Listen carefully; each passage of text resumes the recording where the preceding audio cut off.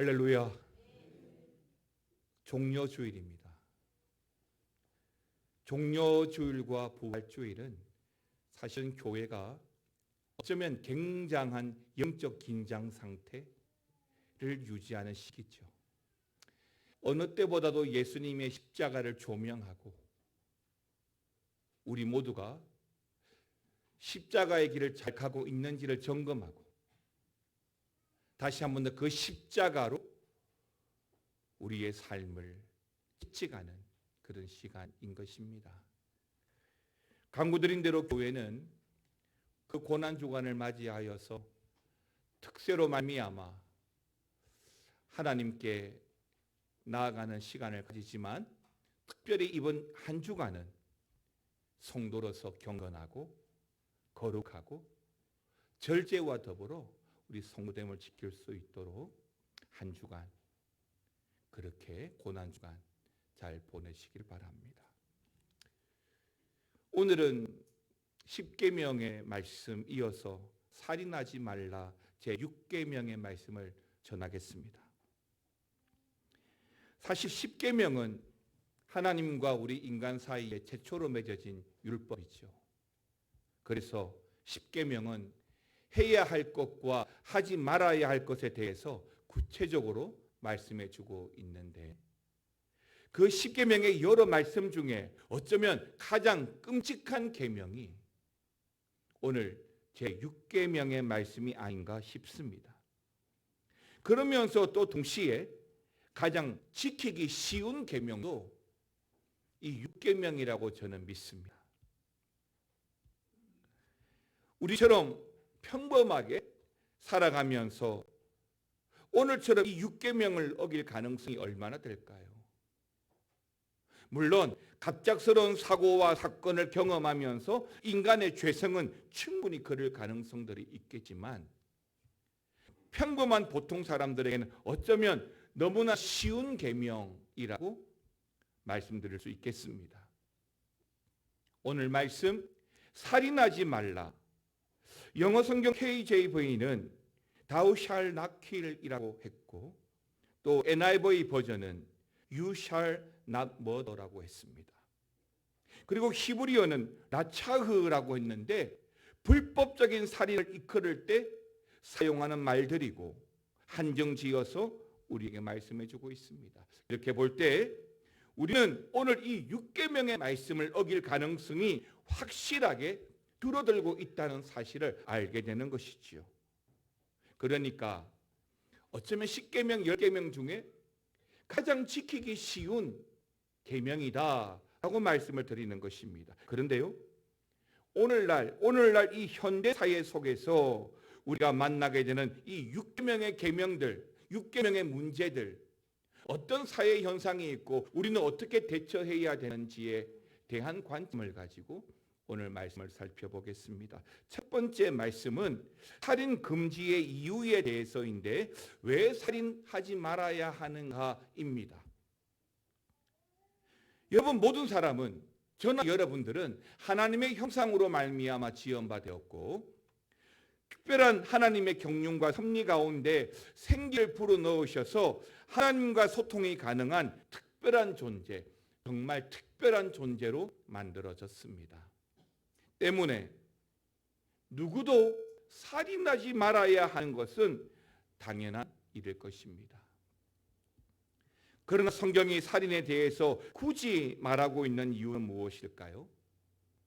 사실은 비슷하지만 다른 부분인데요. 여러분 창세기 9장 6절 말씀 한번 보시겠습니까? 같이 읽겠습니다. 다른 사람의 피를 흘리면 그 사람의 피도 흘릴 것이니 이는 하나님이 자기 형상대로 사람을 지으셨음이니라. 아멘입니다. 그렇죠.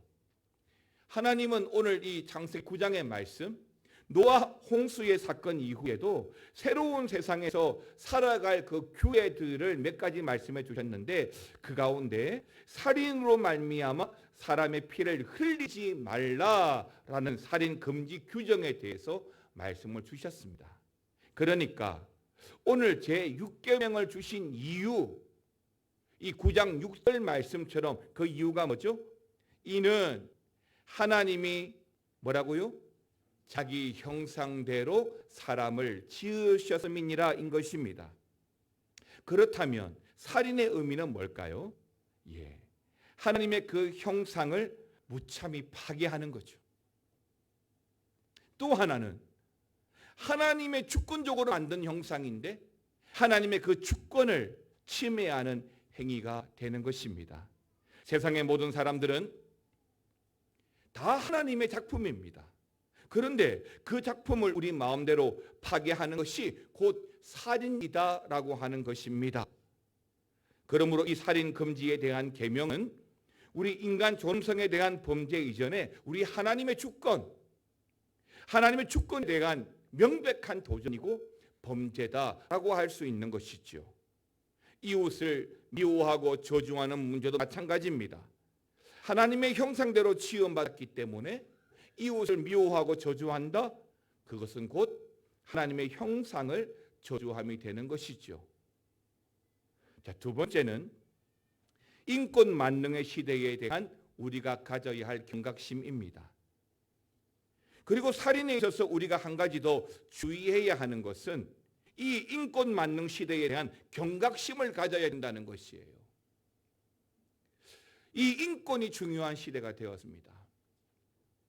요즘은 학생들에게도 당연히 인권이 있는 것이지만 그 인권을 강조해서 학생 인권 조례를 만들고 그로 인해 교단에서 선생님들이 학생들을 가르치실 때 여러 가지 외압과 어려움이 많았고 심지어 선생님이 자살하여서 정부로부터 순직자로 인정받는 일도 불과 며칠 전이었습니다.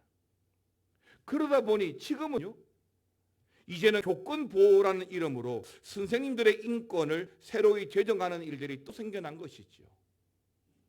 어쩌면 당연한 일이겠지만 인권에 의해서 또 다른 인권들이 고통을 받고 그로 인해 새로운 인권들이 자꾸만 생겨나는 것입니다.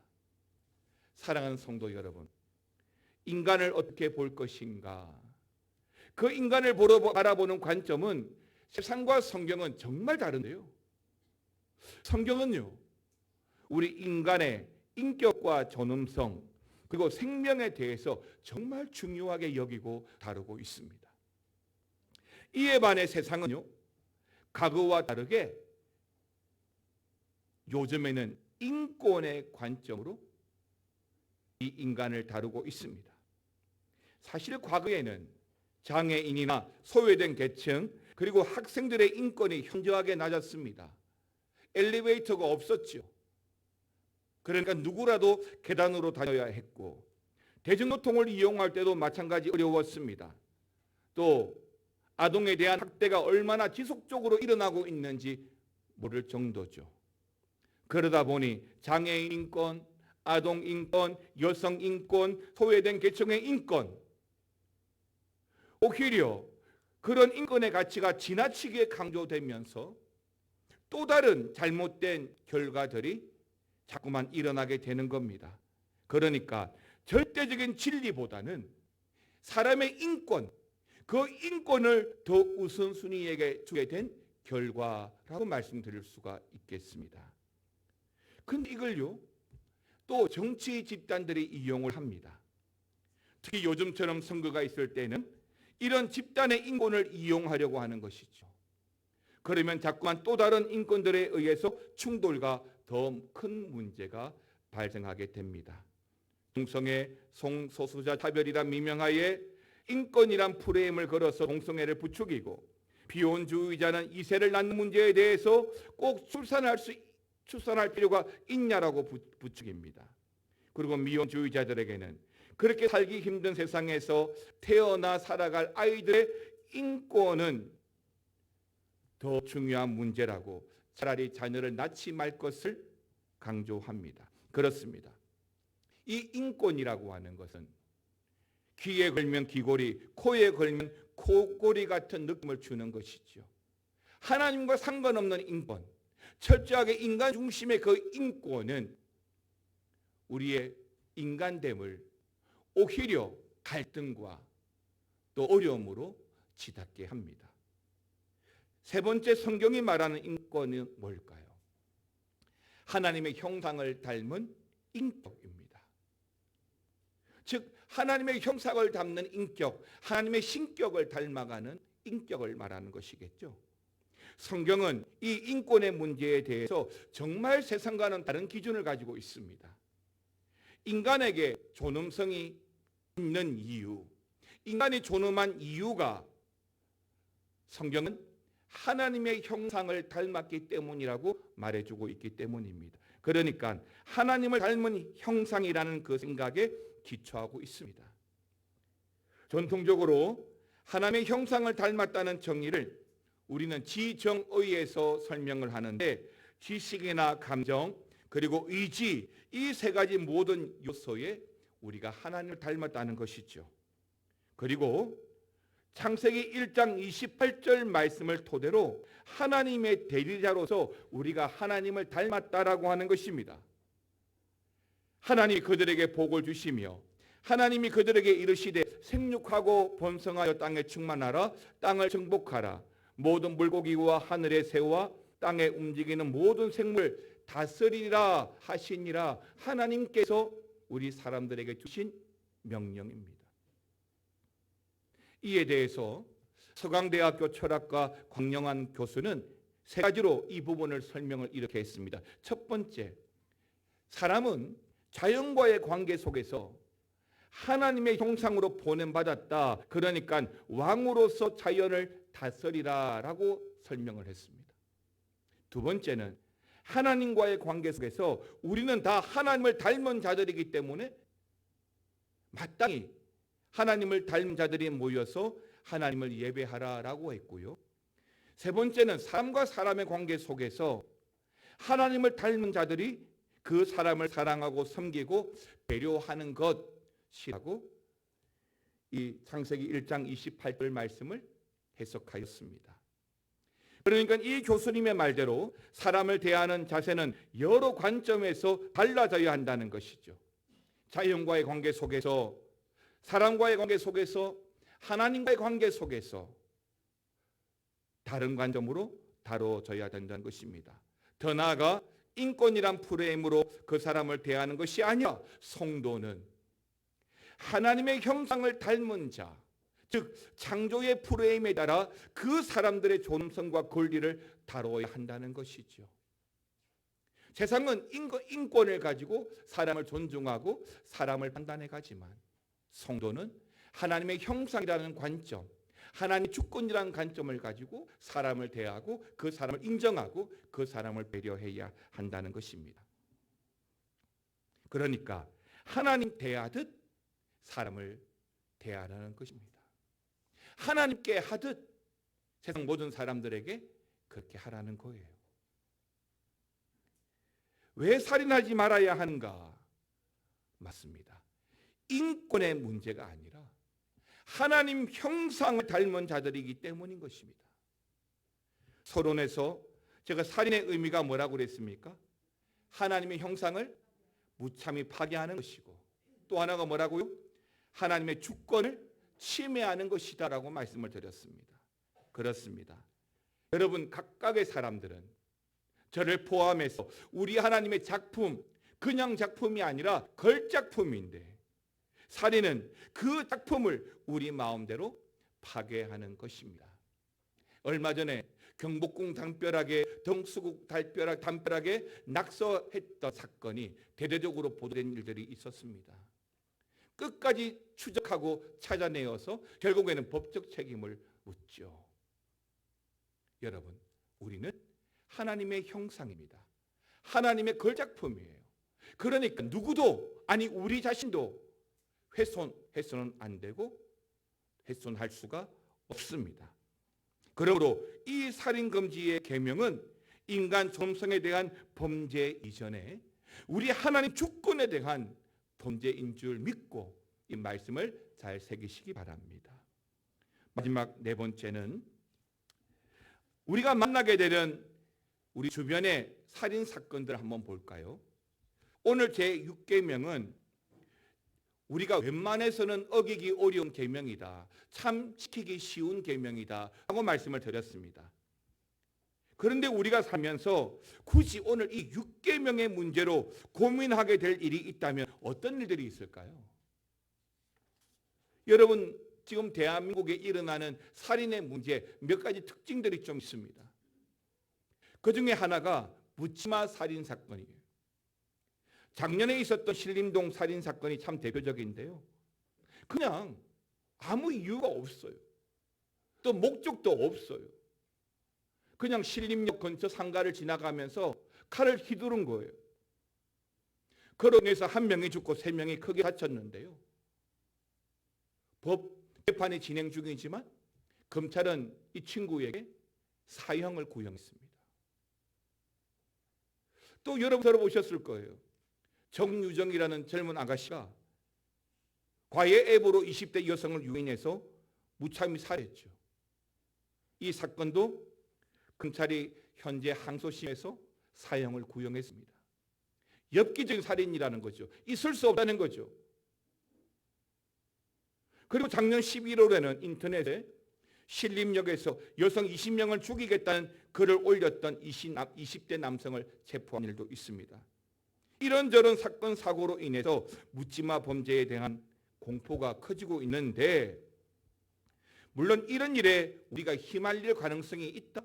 가능성이 없어요. 하지만 오늘날 사람을 대하는 자세를 보면서 지금의 세상은 하나님의 형상, 하나님의 주권과 상관없더라도 사람의 인권조차 무시하는 인명경시 풍조가 우려될 만큼 우려스러운 상황에 있다라고 말씀드릴 수 있습니다.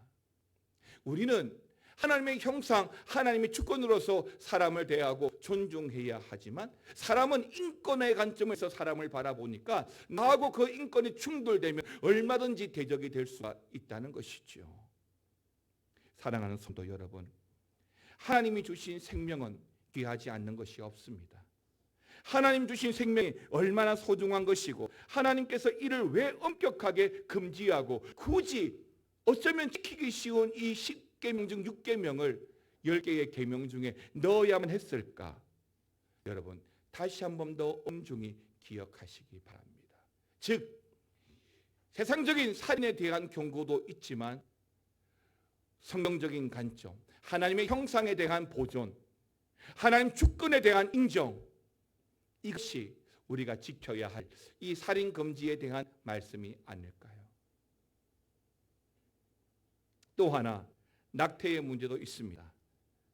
낙태를 왜 허용해야 하는가? 이 문제도 마찬가지인데 22년 미국 연방대법원에서는 낙태 금지법이 합헌이다라고 결론을 내렸습니다. 그럼에도 불구하고 몇몇 주에서는 이 낙태를 허용했습니다.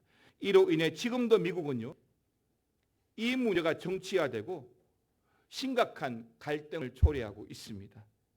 물론 전통적인 사회적인 견해는 낙태를 허용해서는 안 된다고 가르치죠. 저 역시도 마찬가지고 성경에서도 그 뱃속의 생명을 죽여서는 안 된다라고 말씀하고 있습니다. 여러분, 시편 139편 말씀 보시겠습니까? 13절입니다. 같이 읽겠습니다. 시작. 그러니까 내 모태, 즉 모태에서부터 하나님께서 그 지으셨다, 창조하셨다, 즉 하나님의 형상과 하나님 주권이 있다라고 말씀하는 거죠. 모태에 있는 이 아기 역시 우리 하나님의 손으로 지으셨다는 기록인 것이죠. 그러므로 낙태 역시도 이 생명을 죽이는 6계명에 위반한 것입니다. 그러나 여기에도 몇 가지의 문제점들이 있는데, 먼저는 의학적인 난제가 있습니다. 산모의 건강이 위험하거나 비정상적일 경우가 있겠죠. 또 하나는 우생학적인 문제가 있습니다. 초음파나 양수검사를 통해서 아이의 장애를 확인했을 때이겠죠. 그리고 윤리적인 문제인데요. 이것이 가장 법적으로 많이 대두되는 문제이기도 합니다.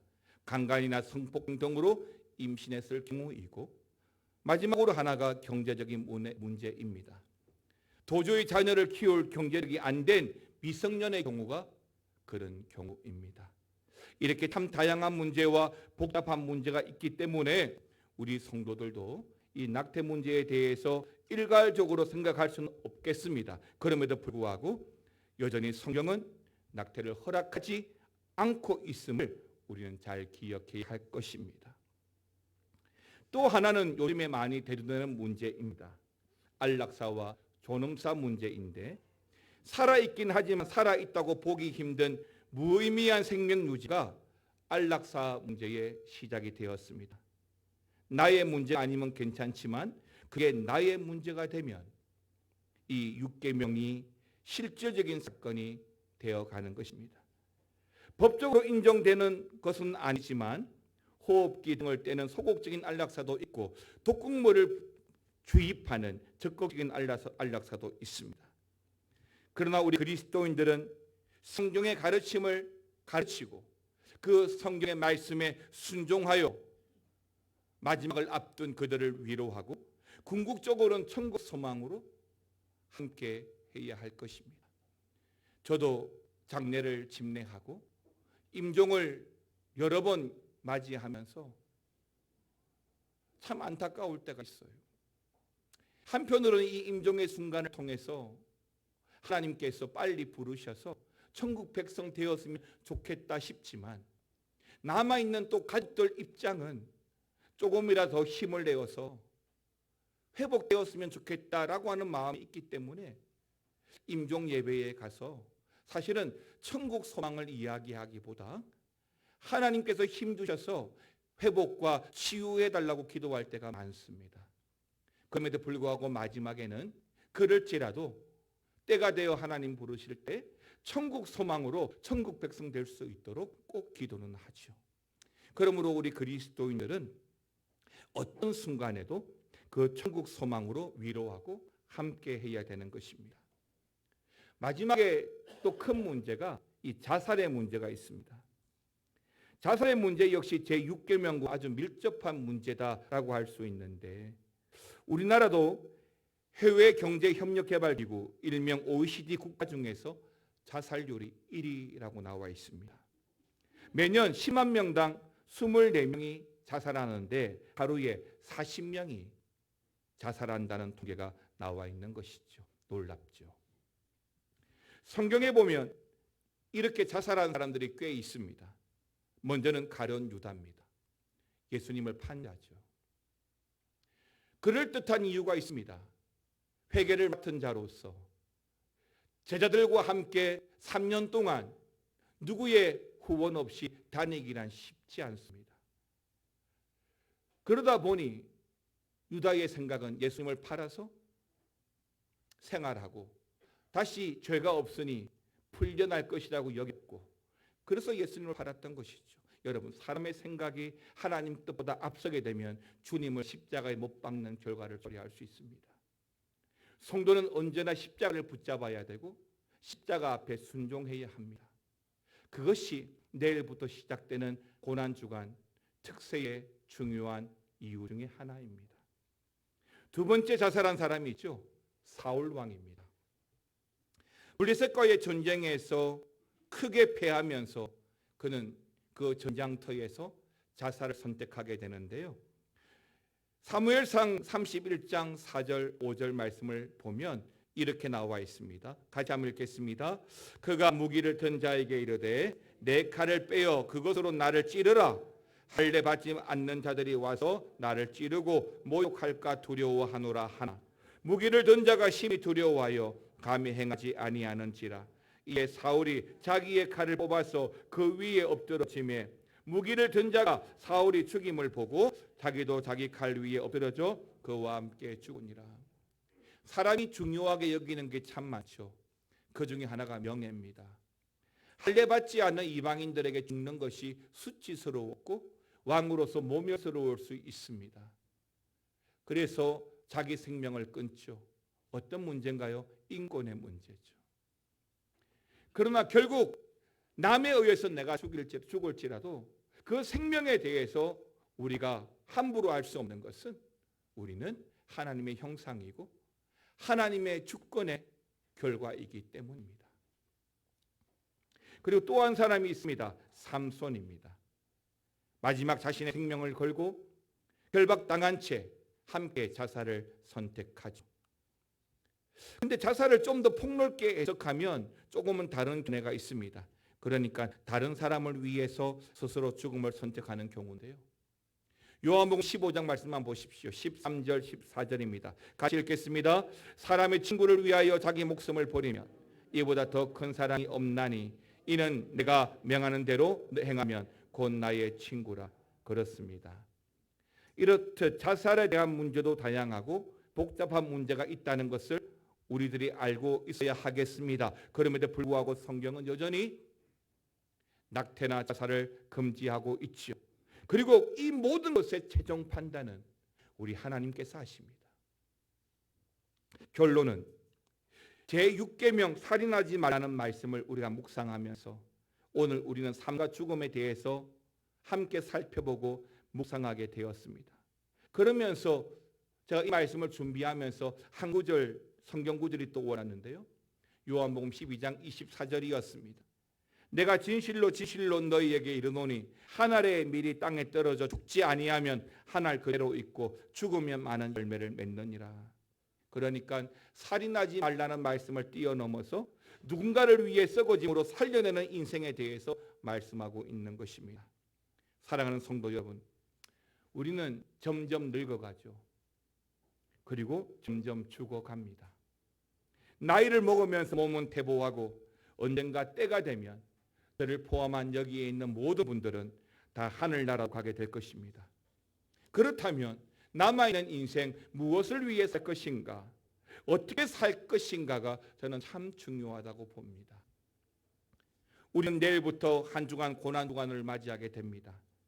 우리 예수님도 요한복음 12장 24절 말씀처럼 우리를 구원하시어 죽음의 길, 그 십자가의 길, 바로 그 길을 가셨습니다.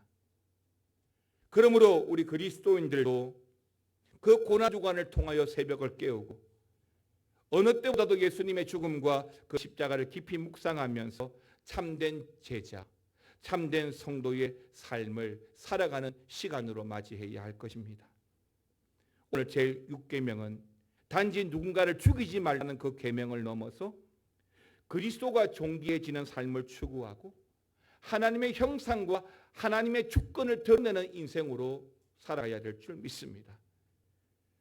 데살로니가전서 5장 16절 18절 항상 기뻐하라, 쉬지 말고 기도하라, 범사에 감사하라. 이것이 바로 우리를 향한 하나님의 뜻이라고 분명히 말씀하고 있습니다.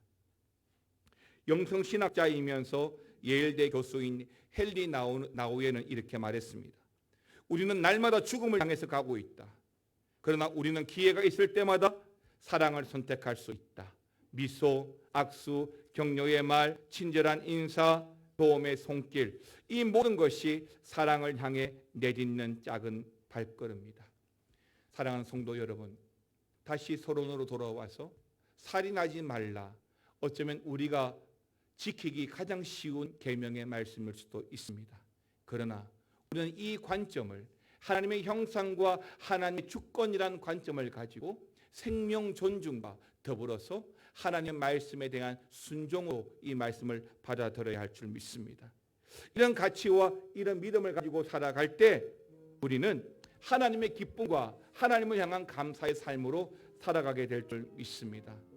여러분, 살인하지 말라, 이 말씀을 넘어서 하나님께서 우리에게 이 말씀을 주신 이유를 묵상하고 더불어 이번 고난주간 십자가를 묵상하면서 우리 마음의 한 자리를 주님께 내어드리시기를 주의 이름으로 축원합니다.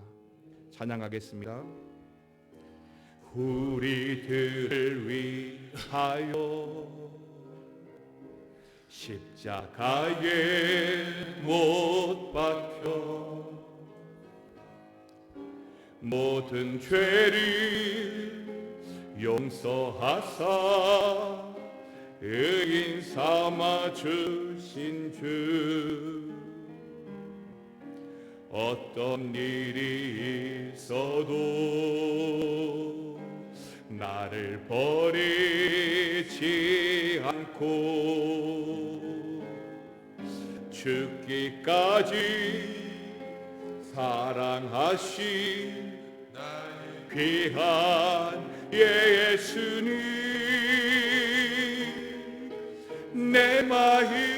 한 자리, 가장 귀한 그 자리 주오셔서 앉으소서. 주님만 나의 보배, 내 마음에 한 자리, 가장 귀한 그 자리 주오셔서 다스리소서. 주님만 나의 영, 우리들을 위하여 십자가에 못 박혀 우리 죄를 용서하사 흑인 삼아 주신 주. 어떤 일이 있어도 나를 버리지 않고 죽기까지 사랑하신 나의 귀한 예, 다 함께 일어나셔서 내 마음의 한 자리, 내 마음의 한 자리, 가장 귀한 그 자리, 가장 귀한 그 자리 주오셔서 앉으소서. 주님만 나의 보배, 내 마음의 한 자리, 가장 귀한 그 자리, 가장 귀한 그 자리 주오셔서 다스리소. 주님만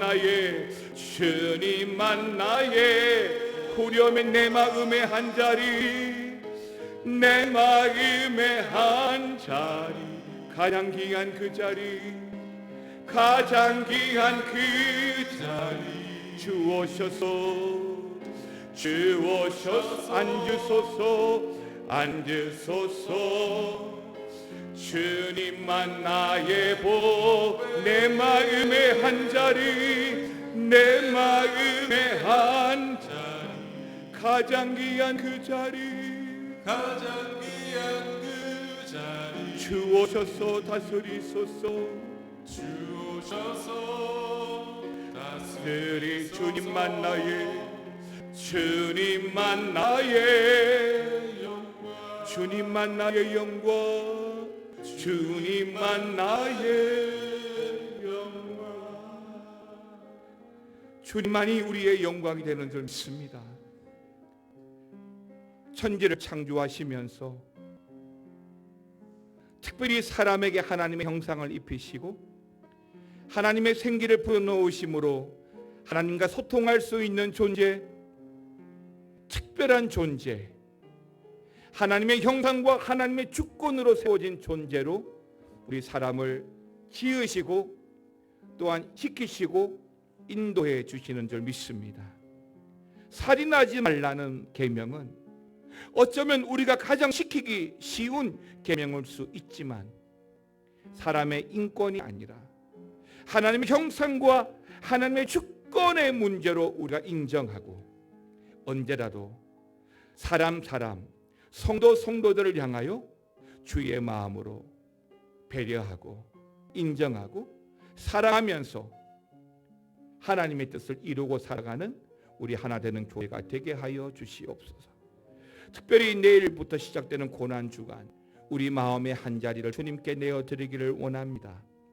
주님만이 영광이 되는 한 주간 고난주간 될 수 있도록 우리의 시간과 우리 육신도 지켜주시고 다시 한 번 더 탈인당하신 그 죽음을 통하여 십자가에 승리하신 주님을 따라 살아갈 수 있도록 하나님 우리 믿음의 가정들 위해 함께하여 주옵소서. 지금은 우리 주 예수 그리스도의 은혜와 아버지 하나님의 사랑과 성령의 감화 감동, 교통, 위로하심이, 살인하지 말라는 말씀, 하나님의 형상과 하나님 주권에 대한 말씀으로 믿고 하나님의 뜻대로 존중하고 배려하고 사랑하며 하나님의 주권과 형상을 지켜 살아가는, 또 우리의 마음의 한 자리를 주님께 드리기 원하는 사랑하는 모든 성도들 위해, 그들의 가정과 기도의 제목 위에 영원토록 함께 있을지어다. 아멘.